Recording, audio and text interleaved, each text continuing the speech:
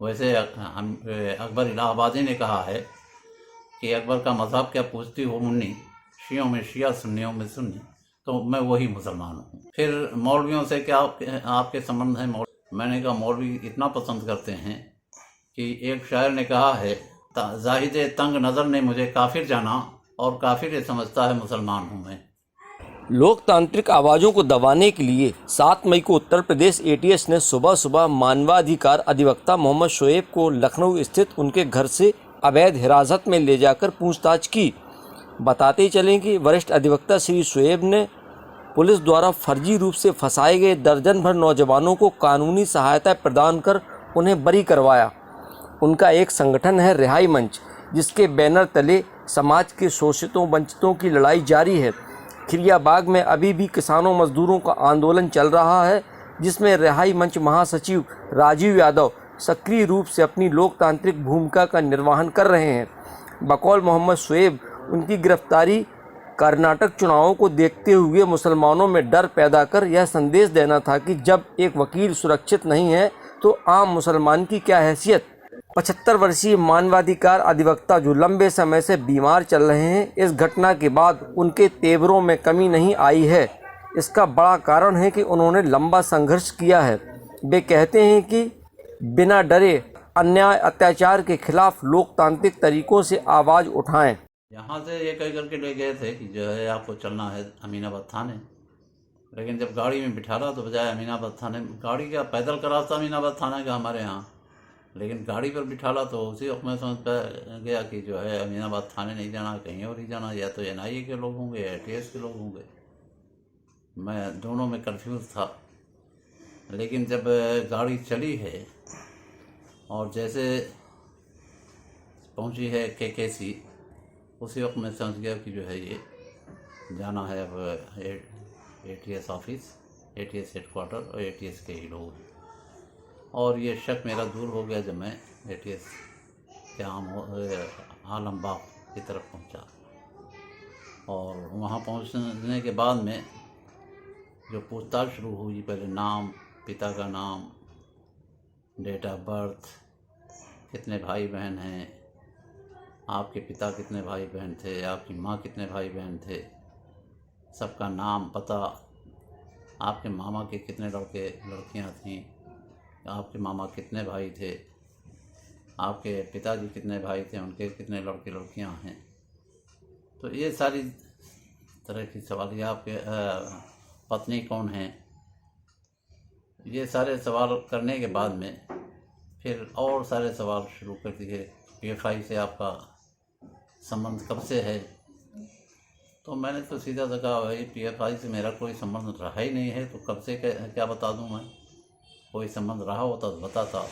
अलबत्ता मैं उनके एक पब्लिक मीटिंग में गया था 2011-12 में, उसके अलावा तो मेरा कोई संबंध नहीं है। हाँ, पीएफआई के वसीम मेरे पास आते थे, जैसे और संगठनों के लोग आते हैं मेरे पास, उस इस तरह से वो भी आते थे और बैठ कर के बातचीत होती थी। फिर पीएफआई से कब जुड़े, कैसे जुड़े? तो मैंने कहा पीएफआई से जुड़ने का मेरा कोई सवाल ही नहीं है। मैं तो रिहाई मंच से एक संगठन चलाता हूँ, तो मैं अगर जोड़ना होगा तो अपने साथ लोगों को जोड़ूंगा, रिहाई मंच से क्यों जुड़ूंगा मैं खुद? तो मैं रिहाई मंच का ही हूँ, जो लोगों को जोड़ता हूँ तो रिहाई मंच से ही जोड़ता हूँ, पीएफआई से नहीं जोड़ता हूँ, न जुड़ा हूँ। दूसरी बात, मैं एक राजनीतिक आदमी हूँ, शुरू ही से सोशलिस्ट आंदोलन में रहा हूँ।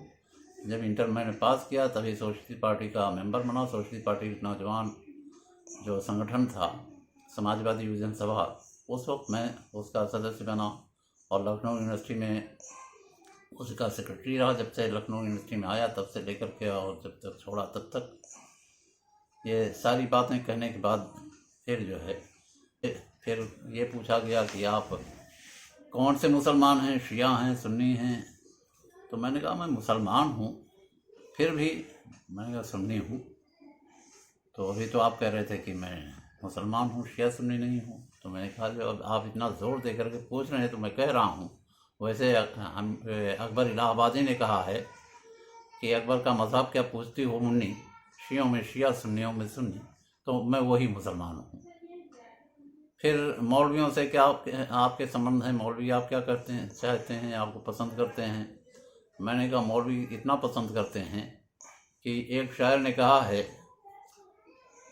जाहिद तंग नज़र ने मुझे काफिर जाना और काफिर ये समझता है मुसलमान हूँ मैं। तो ये मौलवी मुझे काफिर समझता है और आप कह रहे हैं कि मैं मुसलमान हूँ, तो मैं दोनों के बीच में फंसा हूँ, मैं अपने को क्या बताऊँ कि कौन हूँ। फिर इस तरह के सवाल हुए। फिर कहा रिहाई मंच आंदोलन चला करके क्या एयरपोर्ट नहीं बनने देगा? एयरपोर्ट तो बनेगा ही, रिहाई मंच के आंदोलन से क्या चले होगा? तो मैंने कहा ये वक्त तय करेगा, हमारा तो काम है कि हम लोगों को राहत पहुंचाएं। वहाँ पर लोगों की ज़मीनें जा रही हैं और लोगों के मकान जा रहे हैं, लोग बेघर हो रहे हैं, उनकी रोज़ी रोटी छीनी जा रही है, इसलिए वो आंदोलन चलाया जा रहा है और वक्त बताएगा कि क्या होता है। तो वो कौन चला रहा है? मैंने कहा राजीव यादव है चला रहे हैं और आप जानते ही होंगे। तो कौन है राजीव यादव? मैंने कहा पार्टी के हमारे रिहाई मंच के जनरल सेक्रेटरी हैं और वही इस आंदोलन को चला रहे हैं पूरी तरह से। और सारे आंदोलन में रिहाई मंच के राजीव यादव आगे आगे रहते रहे हैं। और पहले कितने लोग थे, अब कितने लोग हैं? मैंने कहा बहुत सारे लोग थे, लेकिन हमने जब शुरू किया था तो 10-12 लोगों के साथ शुरू किया था और उसमें कुछ लोग कांग्रेस में चले गए, कुछ कहीं चले गए, कुछ कहीं चले गए, लेकिन राजीव यादव आज भी सक्रिय हैं रिहाई मंच में और वही एक तरह से इस रिहाई मंच को चला रहे हैं। ये सारी बातें होती रहीं। और फिर कहा कि जो है वो आप ये कैसे समझते हैं कि जो है ATS फर्जी मुकदमों में फंसाता है लोगों को? तो मैंने इसके जवाब में सिर्फ इतना कहा कि भाई जिस मुकदमे में ATS ने फंसाया था मुस्लिम नौजवानों को, उन मुकदमों में वो बरी हुए और ATS को ये सबूत नहीं पेश कर सकी कोर्ट में, तो मैं क्या कहूँगा फर्जी मुकदमे हैं या नहीं? और ये खालिद मुजाहिद को, बाकी तो सब बरी हुए। और जहाँ तक और मुकदमों की बात है तो उसमें बाबू भाई जिसका नाम लिया जाता है वो बरी हुआ। उस मुकदमे में बंगाल के बहुत सारे लोगों को फंसाया गया था, एक लड़का बिजनौर का फंसाया गया था, एक शामली का फंसाया गया था, ये सब के सब बरी हो गए। तो मैं क्या कहूँ? मैं तो यही कहूँगा कि आप फर्जी फंसाते हैं, फर्जी मुकदमे कायम करते हैं और जेल में डालते हैं। CA/NRC जो आंदोलन हुए थे, CA/NRC के बारे में भी सवाल किया तो मैंने कहा कि भाई देखिए वो उन्होंने कहा कि तो मुसलमानों के ख़िलाफ़ था और मुसलमानों के ही लिए लड़े आप। तो मैंने कहा गलत है ये कानून तो मुसलमानों के ख़िलाफ़ नहीं, इस देश के नागरिकों के ख़िलाफ़ था और इसको NRC ने जो है साबित कर दिया आसाम में कि जहाँ पर मुसलमानों की अपेक्षा हिंदुओं की ज़्यादा नागरिकता गई है। 14 लाख में 5 लाख जो है फिर मुसलमानों की नागरिकता गई और बाकी 9 लाख हिंदुओं की गई है नागरिकता। तो वहाँ तो साबित हो गया कि मुसलमानों की अपेक्षा हिंदू से ज़्यादा परेशान होता। इस गिरफ्तारी पर आप क्या कहना चाहेंगे? गिरफ्तारी पर हम सिर्फ इतना कहेंगे कि एक तो इस वक्त चल रहा है कर्नाटक में चुनाव विधानसभा का, तो वहाँ वोटों के ध्रुवीकरण के लिए ये गिरफ्तारी की गई। पहला मकसद तो ये था। दूसरा मकसद ये है कि हमारे जैसे लोगों को गिरफ्तार करके जो वकील हैं और एक प्रभावशाली सोशल एक्टिविस्ट है तो उसको गिरफ्तार करके मुसलमानों में दहशत पैदा करना था कि जब ऐसे वकील और सोशल एक्टिविस्ट को, ह्यूमन राइट एक्टिविस्ट को गिरफ्तार करके जेल भेजा जा सकता है तो मैं किस खेत की मूली हूँ, मुसलमान डरे और डर करके ही रहे। इस गिरफ्तारी को आप क्या मानते हैं, लीगल कि इनलीगल?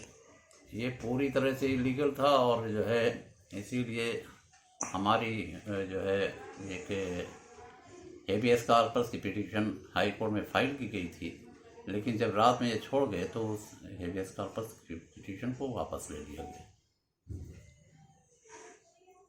कोई ऐसी बात जो आप कहना चाहते हैं? कितने लोग और आपके साथ थे जिनको क्या उनको मैं पकड़े? इतना ही कहूँगा कि इस तरह से डराने की कोशिशें एटीएस, एनआईए, एसटीएफ सब करेंगी। ये क्या नाम है जो किया जा सकता है, तो मैं किस खेत की मूली हूँ। मुसलमान डरे और डर करके ही रहे। इससे गिरफ्तारी को आप क्या मानते हैं, लीगल कि इनलीगल? ये पूरी तरह से इलीगल था और जो है इसीलिए हमारी जो है एक हेबियस कॉर्पस की पिटीशन हाई कोर्ट में फाइल की गई थी, लेकिन जब रात में ये छोड़ गए तो उस हेबियस कॉर्पस की पिटीशन को वापस ले लिया गया। कोई ऐसी बात जो आप कहना चाहते हैं? कितने लोग और आपके साथ थे जिनको क्या उनको मैं पकड़े? इतना ही कहूँगा कि इस तरह से डराने की कोशिशें एटीएस, एनआईए, एसटीएफ सब करेंगी। ये क्या नाम है जो पुलिस है, यूपी पुलिस, ये सब की सब इस तरह की कोशिशें करेंगी और इन कोशिशों से किसी को डरने की ज़रूरत नहीं है। मजबूती से के साथ खड़े रहने की ज़रूरत है। मैं तो बीमार था, मुझे से बीमार को उठा करके ले गए, लेकिन जब से मैं वहाँ से आया हूँ लौट करके, तो मुझमें और भी ताकत लड़ने की पैदा हो गई है। और आज सुबह से लेकर के, मैं वैसे घर में लेट जाया करता था, लेकिन आज सुबह से लेकर के अभी तक बैठा हुआ हूँ और बातें कर रहा हूँ। आपको कुछ इसका मानसिक रूप से या शारीरिक रूप से कोई टॉर्चर नहीं लग रहा है? नहीं, टॉर्चर देखिए, ये तो टॉर्चर करना मकसद था, करने का मकसद ही टॉर्चर करना था। हालांकि वहाँ किसी तरह का दुर्व्यवहार नहीं किया, लेकिन उठाना ही अपने आप में टॉर्चर करना था।